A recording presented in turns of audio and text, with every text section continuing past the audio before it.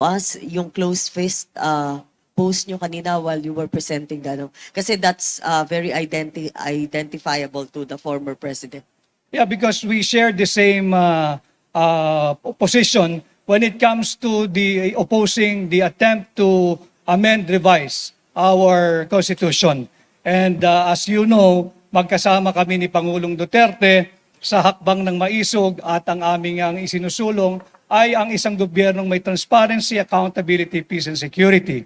And just before I go here, I was endorsed by President Duterte as among his candidates, but I'm not running under PDP.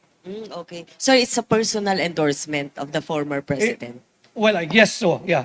It's a personal endorsement by President Duterte, and I do not know what lies ahead. Probably I'm open to being adopted by any political party. Sir, just one last. If and when it happens, you will be elected as a senator. What role are you going to play, or what role are you going to adopt inside the chamber? Will you be part of the so-called opposition? Are you going to expose what you've seen when you were still inside the cabinet?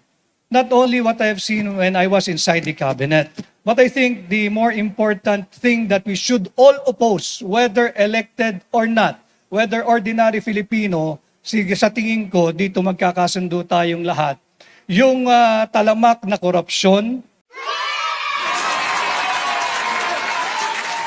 Ayan, isang magandang araw sa ating lahat mga kababayan, mga kasulid. Maligayang pagbabalik sa ating channel. Ayan ho, nakita nyo naman po mga kababayan, itinaas po ni PRRD, Pangulong Duterte, ito nga po si Attorney Vic Rodriguez, sapagkat nakikita nyo naman po, nakasama po, consistent po si Attorney Vic Rodriguez para po sa laban po dito sa korupsyon. At una na po natin nakita, ito pong si Attorney Vic Rodriguez, nabanggit niya po kanina yung hakbang ng maisog sa mga ngayon pa lang po nakakaalam kung ano po ang nangyari dyan sa hakbang ng maisog. Yan po yung mga original, si Attorney Vic Rodriguez, kasama na po namin yan sa unang salbo ng hakbang ng maisog dyan nga po sa Davao City. At nagsalita nga rin po dyan si Attorney Vic Rodriguez sa isang conference bago po simula po siya ay bumitaw at kumalas dito nga po kay BBM. Naging consistent na po siya para po labanan ito nga pong mga korupsyon. At ito po ang mahalaga, mga kababayan. Lalo na po kung mayroong ka pong tayo at ang tinatayuan mo ay para po sa bayan. Sa kabilang banda naman po, mga kababayan, ito pong si Willie Villame ay kasama rin po dyan nga po sa pagkakaroon ng hakbang ng maisog Davao. At dyan po, mga kababayan, itinaas din po ang kanyang kamay ni Pangulong Duterte. Kung inyo po itong mapapansing larawan ito, ayan po ang larawan kung saan itinaas po ni Pangulong Duterte ang kanyang kamay. Ngunit mga kababayan, sa hindi po nating inaasahan, na marapat po sana nating asahan, sapagkat alam po ng lahat ng karamihan na ito pong si Pangulong Duterte ay nandito po noon sa Manila nung last day of filing. At kung inyo pong maririnig, itong si Willie Villame ay maaga pa lang po nandito na po siya, no? At hindi pa agad nakapag-desisyon. Last hour na po siya nag-file ng kanyang certificate of candidacy. Tanong mga kababayan, bakit hindi po natin nakita, once and for all, na itaas muli ni PRRD ang kanyang kamay? Formally, dito na po pag-file na po nila pagka-senador. Sa kabilang banda, ito naman si Attorney Vic Rodriguez, itinaas ni PRRD. Take note mga kababayan, ang common factor nila dito, magkasama po, dyan po sa hakbang na maisog, kasama ni PRRD yung dalawang mamang ito. Ngunit, mga kababayan, ano po ang nangyari? Sinong nangyari? Bakit po itong si Willie Villame ay mukhang tunog baliktarin na kaagad? Early at this point, mukhang nakikita na kaagad natin ang mga bodol-bodol system na kanila pong pinaggagawa, mga kababayan. Panoorin po natin ang video, na masasabi po natin talaga naman, kayo na po ang humusga kung si Willie Villame ay yung pa ba ang Willie na nagsabi na handa na daw po siyang sumunod kay PRRD. Samantala mga kababayan, sa mga bago pa lang pasok sa akin channel, ay inanyayahan ko po kayo na mag-like, mag-subscribe, pakipindot ang maliit na bell para lagi po kayong updated sa lahat ng ating mga upload. pagpapalik sa former President Rodrigo Duterte. Lalo na tinaas niya po yung kamay Hindi, ninyo. pakicheck mo yung nalilink, ha? Noong January 2024, tinaas Anong niya. nalilink kami? Doon sa Maisog Rally, parang sinabi niyo rin na handa na kayong tumakbo. Hindi ko sinabi yun. Noong January 2024. Hindi, handa na ako magpasaya at Tignan nga natin mga kababayan. Una pa lang kanyang sinabi dito ay pakiliwanag yung nalilink, no? Mukhang iniiwas niya na po ang kanyang sarili dito po kay PRRD, mga kababayan. So tayo po mga supporter, alam naman po natin kung ano po ang ipinaglalaban ni PRRD. Ano ho? No? Kung dyan nga po sa hakbang ng Maisog ang itinutukoy, ay mukhang linilihis na naman po dito ni Willie Revillame. No? At sabi nga niya, hindi daw po siyang nakahanda. Samantala, mga kababayan, tingnan nga natin kung ano po ba ang kanyang sinabi doon sa hakbang na Maisog sa Davao City. Panoorin natin naman po itong video na ito sapagkat kanya na po ngayon, ang dating ay itinatanggi na po niya na hindi po siya, una, diba? Pakilinaw po yung naliling. Diba? Siguro dito sa naliling, mga kababayan, baka mamaya, mayroon na pong nakaamba sa kanya na, sige, patuloy kang sumuporta dyan kay Duterte, ililink ka namin dyan sa Pogo. Ayan. Siya na po kayo, nakaupo po tayo ha. Question mark lang po yan ha, question mark lang po. Hindi ko po sinasabing yan po yung dahilan. Kasi pag sinabi pong naliling, alam nyo naman po ngayon, di ba? Lahat na lang po nililing kay PRRD, lalo na nga po dyan, yung Pogo at saka yung EJK na yan. Lahat po ng mga pangyayari dyan ngayon sa Quadcom Committee ay mukhang gusto pong ilink lahat dito kay PRRD. At ang sino man na makikitaan na parang malilink dito, ito nang asiguro yung nililinaw ni Willie Revillame. Bakit kaya ganon ang sinasabi ni Willie? Samantalang, doon naman sa Davao City, ay mayroon po siyang ganitong sinabi. Sigaw niyo sa mundo!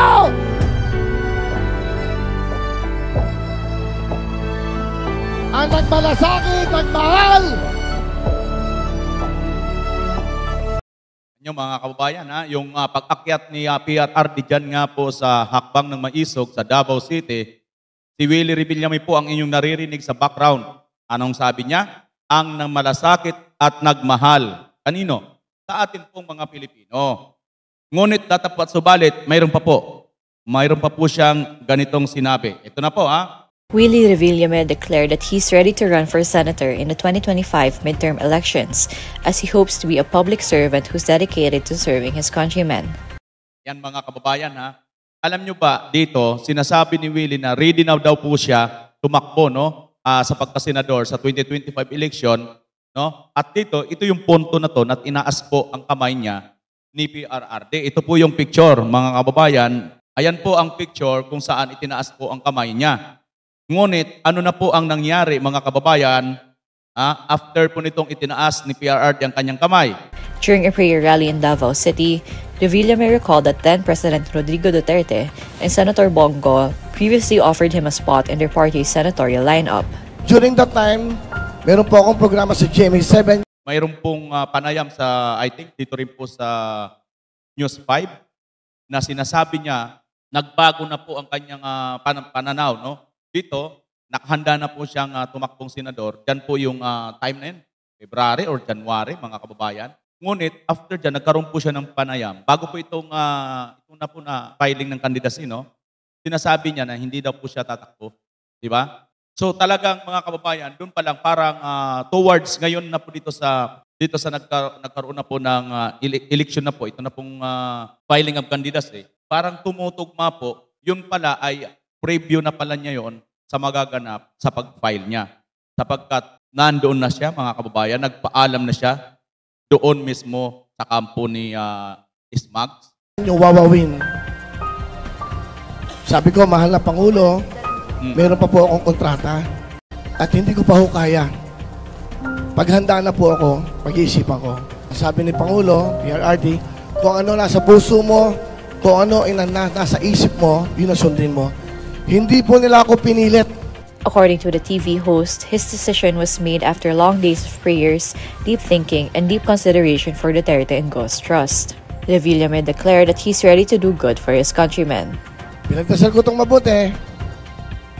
Kung ano po ang magiging desisyon nyo, yun ang susundin ko. Palagay ko, handa na ako. Handa ho akong gumawa ng kabutihan. handa ako magsilbi, hindi lang sa bayan. Handa ako magsilbi sa ating mga kababayan na nangangailangan ng tulong. Again, mahal na Pangulo, maraming salamat sa tiwala. In 2021, reveal Mga kababayan, narinig nyo, di ba? Handa na daw po siya, no? Handa na po siyang tumulong. Handa na siyang magsilbi sa taong bayan. So ano po ang nangyari pagdating po dito, mga kababayan? Kayo po ay nalilink sa former President Rodrigo Duterte. Lalo na tinaas niya po yung kamay Hindi, ninyo. pakicheck mo yung nalilink, ha? Nung Ayan, yan pa lang po mga kababayan, pinapacheck niya na kaagad yung nalilink.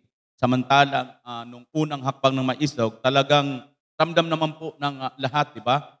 At emotional pa nga ang taong bayan noon. Sino rito yung mga nakapanood nung panahon na nagsasalita itong si Willie Revillame? Sino rito sa inyo yung napaluha, mga kababayan? January 2024, Ano naliling kami? doon sa Maisog Rally, parang sinabi niyo rin na handa na kayong tumakbo. Hindi ko sinabi yon. Noong January Tingnan nyo, hindi niya sinabi yun. Samantalang sinabi niya doon, narinig naman natin, mga kababayan, na handa na po siyang maglingkod sa bayan. 2024. Hindi, handa na ako magpasaya at tumulong. Oo.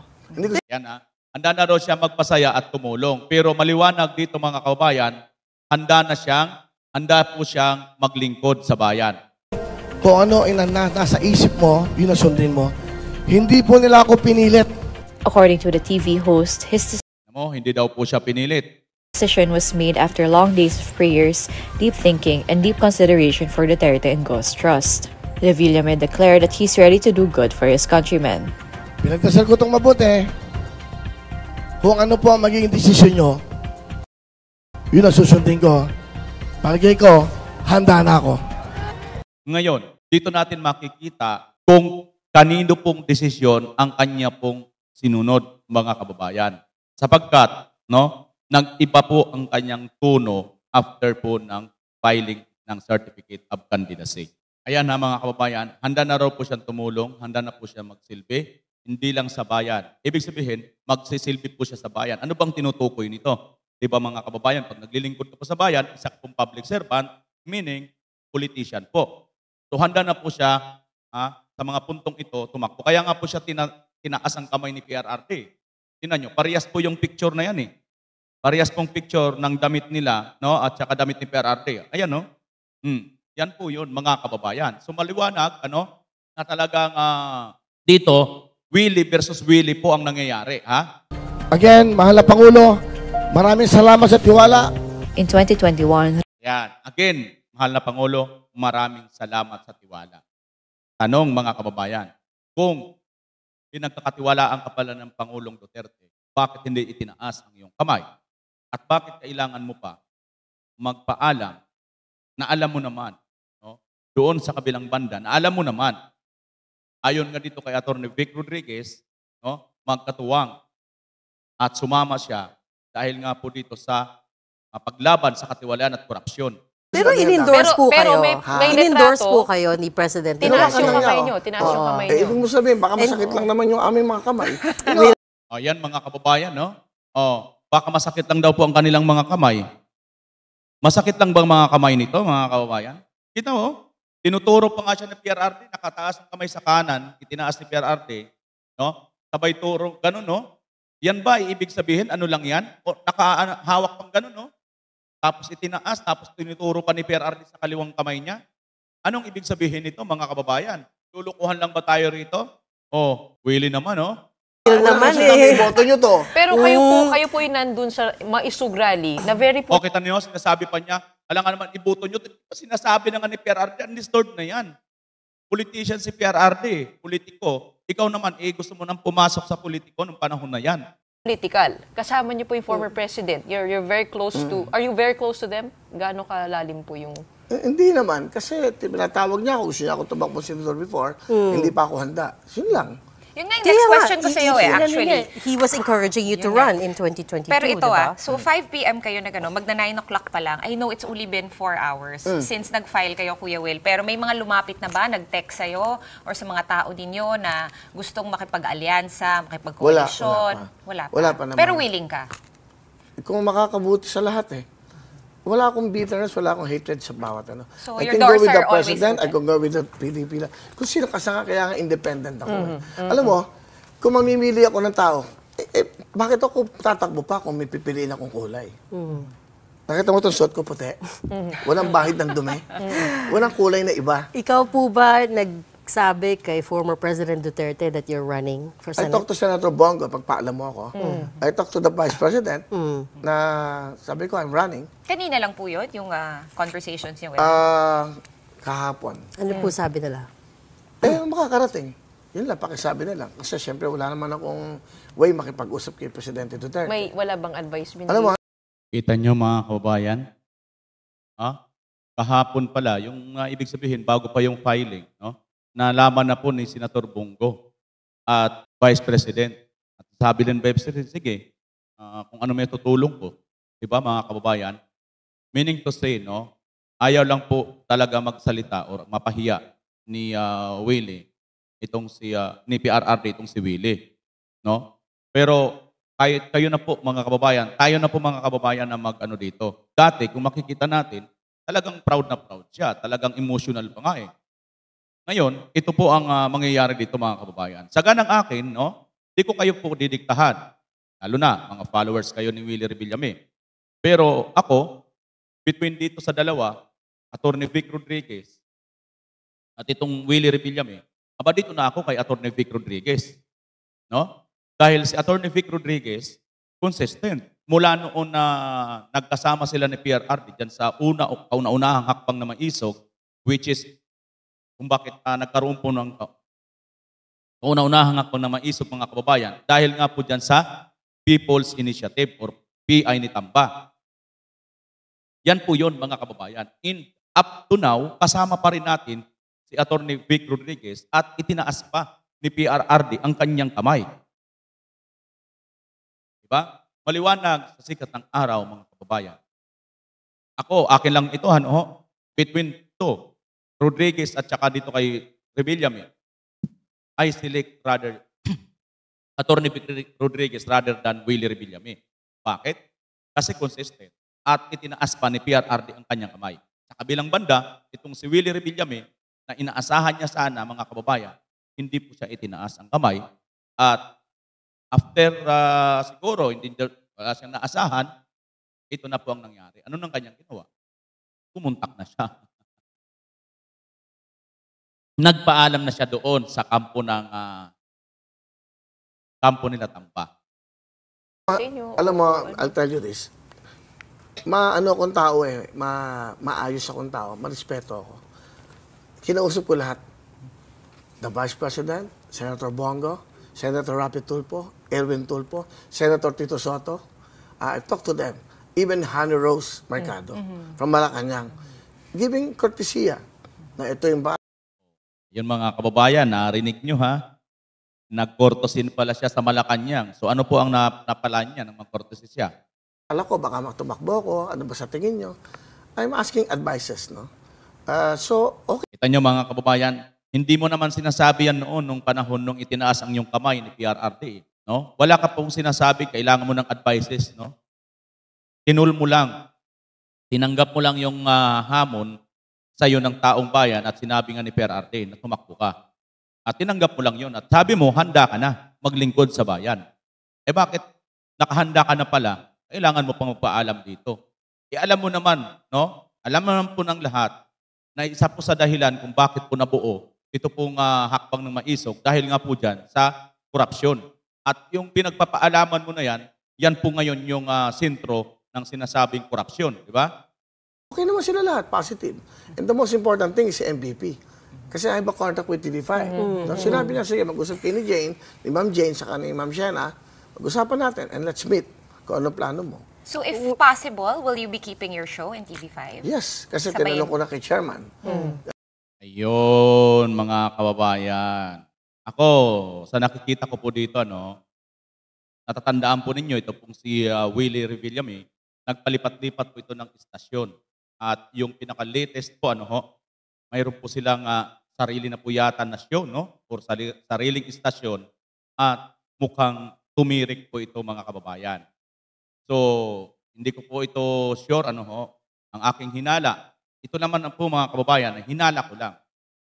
Hindi kaya mga kababayan, na pressure po ito dahil nga po, hindi na po kumikita ang kanya pong, yung kanya pong palabas o kanyang show. Ano ho? At syempre, alam niyo naman po, makapangyarihan ng pera mga kababayan. Ano ho? Ito'y sarili ko lang, opinion, at maaari pong mali o tama ako dito. Hindi ko po ipagpipilitan mga kababayan. Ito po ay sinasabi kong analyze ko lang. Ano ha? Nililiwanag ko dito. Hindi ko po sinasabing ito po yung buong katotohanan. Maaari po magkamali tayo at maaring tama tayo dito. Na ano yon mga kababayan? Maaari po na pressure ito tungkol nga po sa kanyang negosyo, sa kanyang trabaho, or sa sabi tungkol sa pera mga kababayan. Siyempre, no, pag nalink ka dito kay Pangulong Duterte, alam naman po ng lahat po ng nalilink dito kay Pangulong Duterte ay naiipit, iniipit, at talagang tinatambakan po ng samut-saring, hinuhukayan po ng mga iba't ibang samut-saring kaso, mga kababayan. So talagang, katunayan, no, ito pong si Attorney Vic Rodriguez, mayroon pong isa po sa talagang itinanong pa nga sa kanya doon sa kapihan sa Kamuning, no, na isang reporter ng ABS-CBN ba yun, na sinasabi, at sagot nga ni Attorney Vic Rodriguez, nagpanggap na patay yun, dapat asikasuhin niya muna ang kanyang kaso.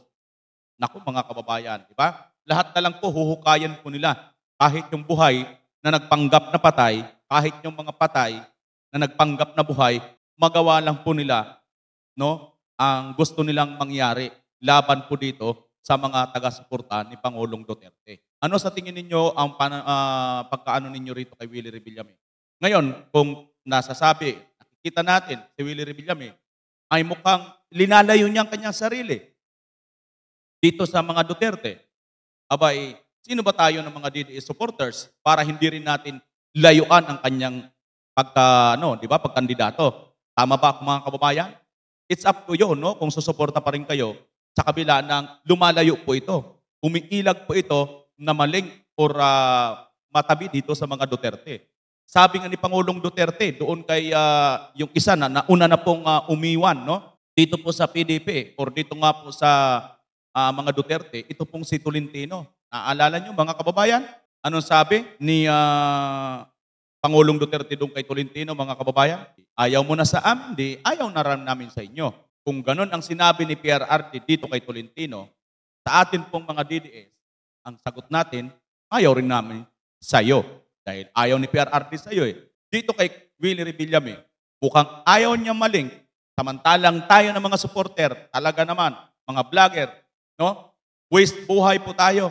Nagpupunta, nagpupuyat, nagpapagod po tayo para po makasuporta dito po sa mga hakbang na maisog. Diyan nga po nagsasalita si PRRD. Ayaw rin natin iboto ang ganyang klaseng tao. Tama ba ako mga kababayan? Kayo po ang humusga, ha? Kayo na po ang bahalang humusga. At talamak na korupsyon at higit pang talamak na korupsyon. And when I will be blessed by the mandate of the Filipino people, this is the role that I'll be playing. And if I have a way, if I can make enough alliances, we'll do away with resolution number 1, authorizing liquidation by certification. Would that be, is it also safe to say that if you are going to be allied with, for example, with the majority bloc, you will try to get the Senate Blue Ribbon Committee? I will never be allied with the majority bloc. I am running because I took up the challenge to lead the real opposition. How would you define what you're saying na real opposition na magiging kayo, if ever? Para lang po malinaw. Malinaw naman sa mga kababayan natin, iyan, ano? Malinaw sa kababayan natin na walang nagsasalita sa gitna ng kaliwat kanan, talamak na korupsyon, laganap na droga at kriminalidad. And I think all elective positions, lahat ng mga elective post at yung mga nahalal in the current Congress, whether Senate or House of Representatives, duty bound sila na pangalagaan ang interes ng Pilipino, hindi ng iisang partido, hindi ng kung sinong politiko, at higit sa lahat, hindi ang interes ng mga oligarko. Sir, you say you're fighting corruption. What can you say lang to people who might get the impression that it might be contradictory kasi you're now allied with a former president whose administration was also plagued with allegations of corruption? And to follow na rin, anong masasabi nyo sa ongoing congressional investigation patungkol sa mga supposed anomalies na nangyari sa nakaraang administrasyon? Yung corruption, hindi yan inimbento ng kasalukuyang administration. Hindi rin yan inimbento ng administration ni Pangulong Duterte and the administrations before him. But ibang usapan na lalo mo pang palalain ang korupsyon sa iyong termino. Yun, mga kababayan, napakaliwanag ng mga sagot dito na Atty. Vic Rodriguez. Talaga naman, ito po talaga ang karapat-dapat natin suportahan. May tayo, may tindig talaga, hindi po basta mababali. No? Hindi niya kinontra yung sinasabi dito ng reporter. Ang tanong, you are allied. Wala eh. Hindi ka mukha ni Willie Revillame nang sinabing naliling. Ay, hindi. Anong naliling? Liwanagin. Lumalayo siya, mga kababayan. Pero ito naman si Atty. Vic Rodriguez, wala po siyang tinatanggi pag sinabing allied ka ng mga Duterte. Okay naman. Dahil magkaparehas tayo ng pinaglalaban. As to your next question, what is mine? What is your view of the current congressional investigation that deals with the supposed anomalies that took place under the presidency of of Rodrigo Duterte? Let the axe fall where it may. And I think even President Duterte is very, very emphatic about it. If you have something against him, file it in the case within the jurisdiction of the Philippines. Ma'am, last question. Sir, last question lang. Ano po yung current relationship nyo with President Bongbong Marcos? When was the last time you talked? Does he know that you're running? No. Hindi na kami nakakapag-usap ni Pangulong Marcos. Ang huling usapan namin, I think, September of 2022.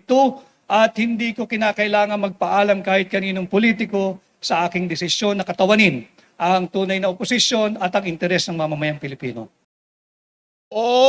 Mga kababayan, narinig nyo, palakpakan natin. Atty. Vic Rodriguez, hindi niya kailangan magpaalam, kahit kaninong politiko sa kanyang desisyon. Yan ang tunay na independent.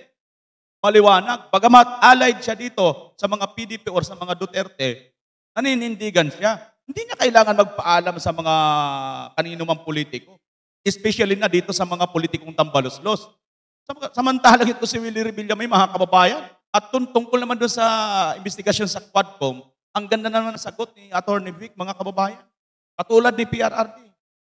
Kung mayroon kayong kaso sa akin, i-file ninyo sa normal court natin. Bakit hindi nyo gawin? Kasi nga, gusto nyo magpag-grandstanding. At ang isa pa dito, mga kababayan, gusto nyo mag-grand reunion. At siyempre, pag may reunion, may lamunan. Pag may lamunan, may gastos. At pag may gastos, may lamunan, mga kababayan, yung iba, may Sharon Cuneta pa.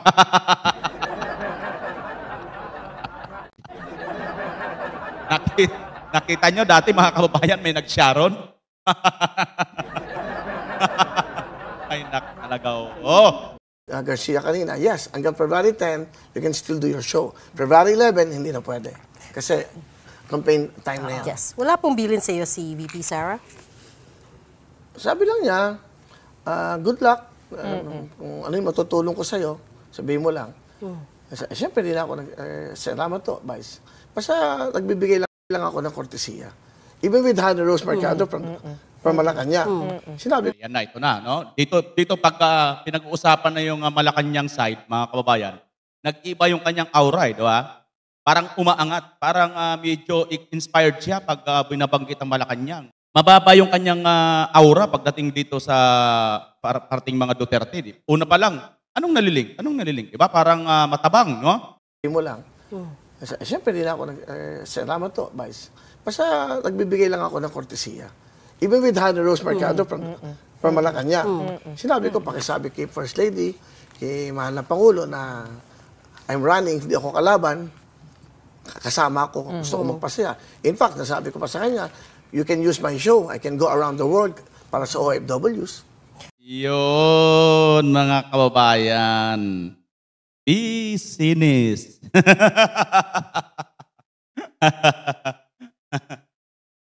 Kay mahal na Pangulo, kay First Lady, you can use my show. Siyempre, pag may show, mga artista yan, mga kababayan eh. Di ba? Eh, mga entertainer yan eh. Alam naman po natin, bihira naman po dyan yung thank you. Eh, hindi na natin kailangan sigurong litrahan yan. Kayo na lang po ang umintindi kung ano po ang reaction. Basta ako napansin ko po dito, no? Pag pinag-uusapan po itong ang mga Duterteng side, medyo malamya, matabang, at mahina po ang kanyang dating ba. Pero pagdating dito, even the First Lady, even the mahal na Pangulo, at masigla, di ba? Oh. Yeah. You know, papasaya natin, yung parang dating First Lady Imelda Marcos, yung balik saya. Ako more of gusto ko yung makakapagpasaya sa mga Pilipino. Paano niyo po ipagsasabay yun? Yung kung kayo po ay nanalo bilang senador, at yung show nyo, will you still do that every day? Kasabay? Di ba, sa Senate, nahatiin what niyo? I heard is Monday, Tuesday, Wednesday. Yes. Di ba? So, minsan baka may May Thursday. session days. Oh, meron akong Thursday, Friday, Saturday na sa show. Like Senator Soto. Di ba may itbulaga pa rin siya? Magbabasa po kayo ng So may bills. mga araw na wala kayo? Alam mo, yung bills na yan, ang The dami bills are hundreds ang of dami ng pages batas na long. ginawa eh. Nabago ba yung buhay na mahihirap? Pero yun po ang trabaho ng isang senador eh. Mas legislative Para talaga. saan? Para sa bansa? Ang dami ng batas na ginawa. Eh ano ba ang trabaho natin? Di ba dapat gumawa ng mabuti sa kapwa? Kaya ka nga public servant eh. Oh. But yeah, that's Senate's main role. Legislative chamber siya. Oh, but So it's ano your job gagawin ko? to- Kaya gagawa ka ng batas para sa mahirap. Kasi ang dami ng batas. Ilang batas naman nagawa na from the start ng mga senador. May nagagawa ba? Ano bang batas yan? Ang pinaka gusto kong batas na gawa, marami naman siguro. Ito nga sa senior. Kasi malaking bagay yan. Yan. There's been a lot of, The more na ito po ang ina-applyan mo na legislative or magiging senador, mambabatas, abay dapat panindigan mo, Willie Revillame, baka mamaya manalo ka, abay matulad ka lang din kay yung isang artista, no, na hindi nakikita. Naku mga kababayan, may mga sinyal na po, no, may mga sign na po, napaparating po na naman ang LL 2.0. Ayan mga kababayan, ano po ang inyong tingin dito sa mga nangyayari ngayon? Sa atin pong mga kumakandidato, lalo na nga dito kay Willie Revillame. Paki-comment nyo po yan sa baba ang inyong mga mahalagang opinion. Isa ang aking hinahantay dito kay Willie Revillame. Di ba 11 lang yung kay slate ng admin? Baka mamaya makita na po natin si Willie doon pang 12. Ngayon, alam na po natin. Ako, hindi ko po yan iboboto si Willie. So yan po Comment sa baba. Mahalaga po yan. Paki-like at paki-share ng video ito. Maraming salamat. BMR Channel muli. Pilipinas as always. God first po. Bye-bye.